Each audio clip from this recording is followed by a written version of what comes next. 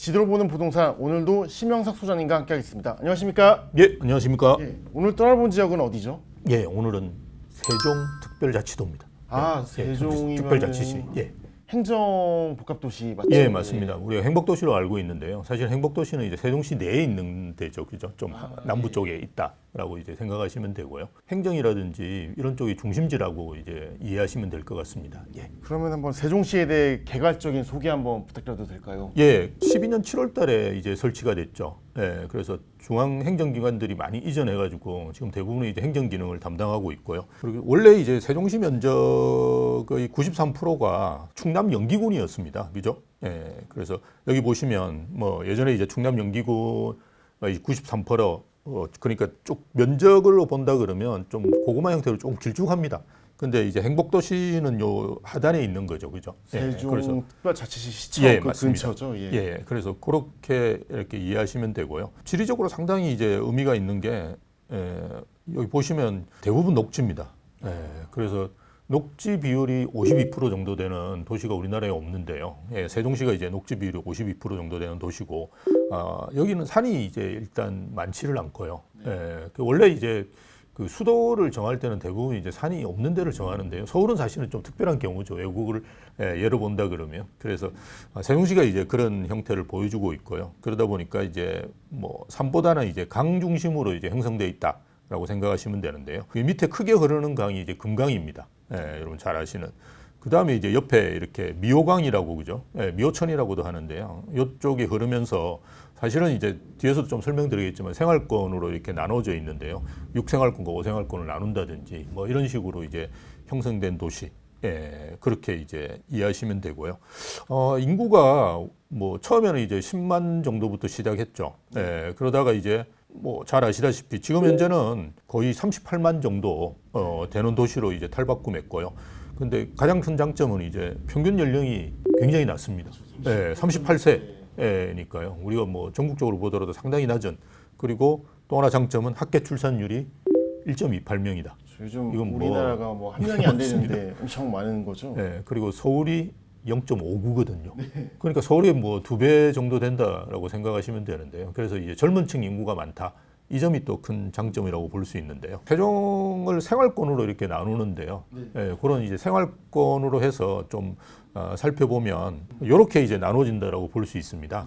그래서 우리가 저번에 이제 송도를 설명드릴 때 송도는 이제 공구라고 하는 개념으로 여기는 이제 계속 매립을 하는 도시이기 때문에 그래서 공구라는 명칭을 많이 씁니다. 근데 이제 세종시 같은 경우는 이제 생활권, 요즘은 이제 서울도 이제 생활권 계획이라고 표현을 많이 하거든요.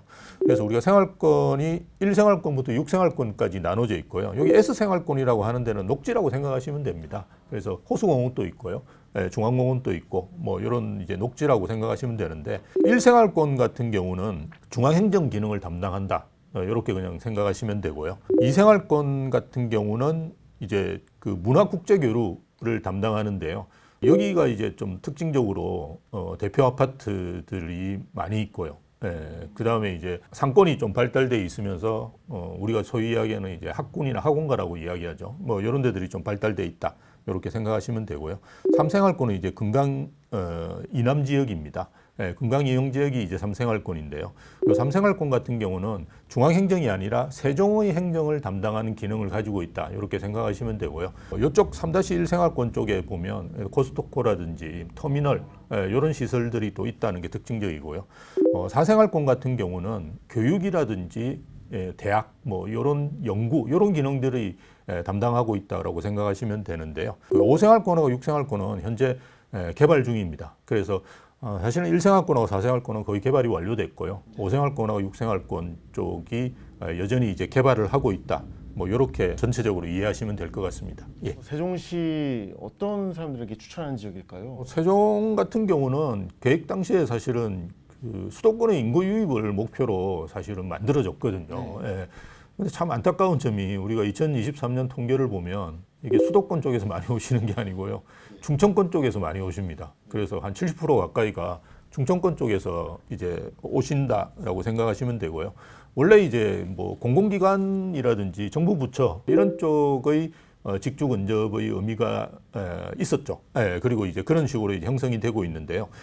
최근에 이제 좀 그 움직임이 6-1구역 같은 경우는 우리가 산업단지로 이제 조성을 하고 있고요. 4-2 지역 같은 경우는 기업연구소라든지 첨단기업 뭐 이런 식으로 해서 첨단 산업단지로 조성을 하고 있습니다. 과거에 이제 공공의 직주 근접에서 최근에는 이제 그런 민간의 직주 근접 뭐 이런 측면도 있다. 라는 걸 좀 생각해 보시면 좋을 것 같고요.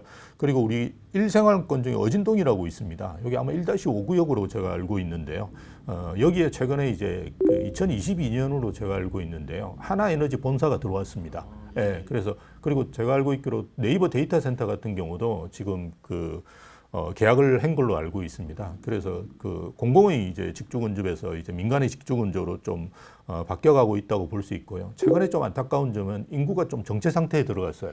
이유가 뭘까요? 근데 여기가 일단 아파트 가격이 예전에 30평대가 12억 정도까지 갔었거든요. 그러니까 사실은 서울에서 본다 그러면 뭐 그 정도 이렇게 생각하실 수도 있는데요. 주변 지역에 비하면 그렇죠. 엄청나게 높은 가격입니다. 네. 그런데 이제 생활 인프라 자체가 빨리빨리 이제 구축이 안 되다 보니까 최근에는 조금 정체 상태에 들어 있거든요. 근데 뭐 생활 인프라가 뭐 잘 갖춰지면 그런 부분들은 뭐 저는 좀 해결이 될 거라고 보고요. 어쨌든 이제 젊은 층이 많이 있는데요.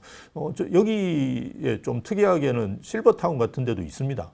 예, 저도 예, 맞습니다. 그래서 제가 볼 때는 은퇴하시고 이렇게 노인분들도 제가 볼 땐 가시더라도 큰 문제가 없는 인프라 잘 돼 있죠. 그다음 녹지가 잘 돼 있죠. 예. 병원도 가까이. 예, 병원도 이제 충남대 예. 병원이 있거든요. 예, 그리고 당국대 치과병원까지 제가 있는 걸로 알고 있습니다. 그래서 충남대 병원 같은 경우는 병상도 500병상이 넘거든요. 그래서 뭐 그런 분들한테도 추천드리기 괜찮습니다. 그러면 좀 더 들어가서 뭐 세종 지역의 대장 아파트가 어딘지 한번 볼까요? 예, 이걸 뭐 사실은 저희가 좀 고민을 많이 하고 봐야 되는데요. 세종시의 이제 대장 아파트 이렇게 말씀을 드리면 대부분이 이제 또 뭐 내 아파트가 대장 아파트다 네. 이렇게 말씀하시는 분들이 많아가지고 제가 그 최고 가격대 10개 정도를 이렇게 뽑아봤어요. 그래서 그 중에 가장 높은 가격대로 형성되어 있는 데가 여기 새뜸 10단지 더샵 힐스테이트입니다.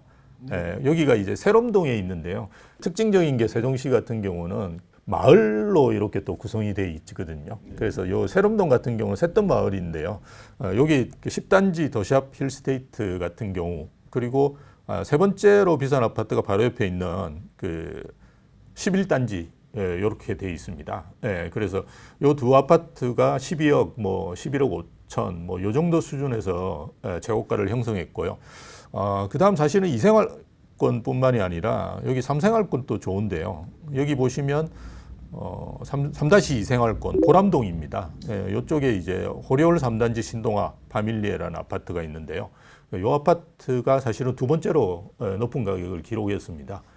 그래서 여기도 한 11억 5,500 정도 가격대를 형성했었고요.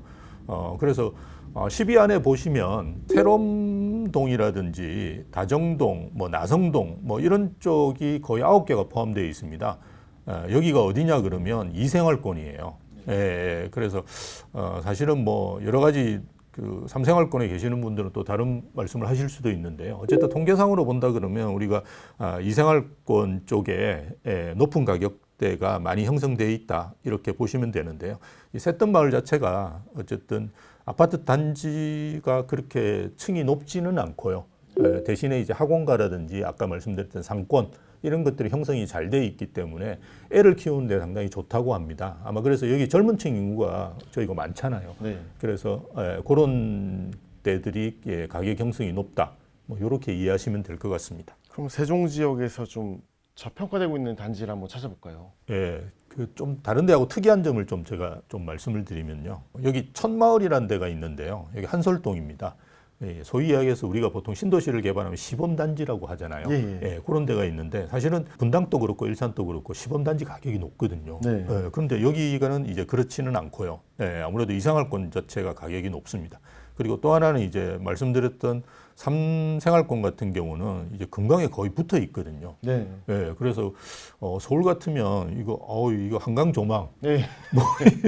이렇게 하면서 가격이 엄청나게 높을 건데요. 예, 물론 이제 제가 3생활권에 있는 아파트들의 가격이 낮다는 말은 아닌데 2생활권에 비해서는 상대적으로 그죠? 예, 가격이 좀 낮습니다. 그래서 그런 지역들 좀 유심히 보시면 좋을 것 같고요. 뭐 어떤 분들은 1생활권 추천하시는 분들도 많습니다. 예, 그렇지만 제가 볼 때는 어쨌든 지금 현재 세종시 같은 경우도 뭐 가격이 가장 먼저 반등을 했고요.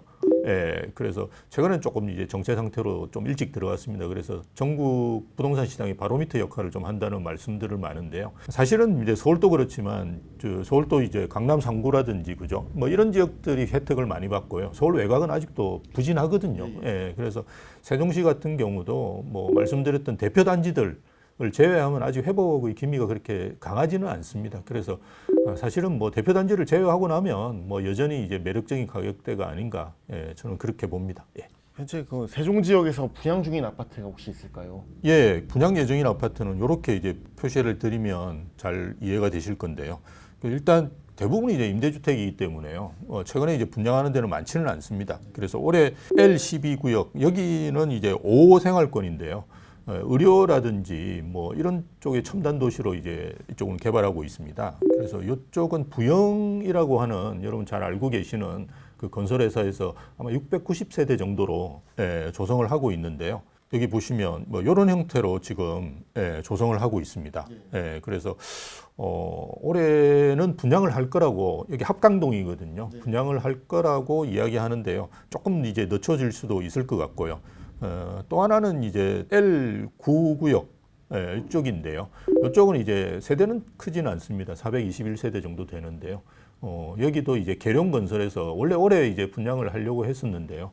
아마 내년으로 연기돼 가지고 한 4월 분양으로 지금 계획은 잡고 있는 것 같습니다. 그래서 관심 있는 분들은 기다려 보시면서 뭐 핵심이 분양가니까요. 네. 예, 분양가 수준 같은 거 좀 판단하셔가지고 또 청약을 해보시면 좋을 것 같습니다. 예. 그렇다면 이제 세종시에 대한 얘기를 다 들었는데 실거주 입장에서는 굉장히 좋은데 앞으로 뭐 국회 분원도 오고 대통령 제2집무실도 온다고 뭐 그러는데 예. 투자적 가치로는 좀 향후 타 지역에 비해 어떻게 보시는지요? 저는 사실은 올해 초에 세종시를 많이 말씀을 드렸는데요. 왜냐하면 아까 말씀드렸듯이 반등도 뭐 많이 했고 그리고 반등도 먼저 했을 뿐만이 아니라 가격 하락이 굉장히 컸었거든요. 지금 우리가 세종시가 반등했다고 하지만 1, 2년 전만 하더라도 가장 이제 안 좋은 지역이었습니다. 물론 그 1, 2년 전에는 가장 좋은 지역이었고요. 그래서 조금 이제 요동친다라고 볼 수 있는데 그건 아직 이제 세종시 자체가 정착을 안 했기 때문에 그런 면이 많은데요.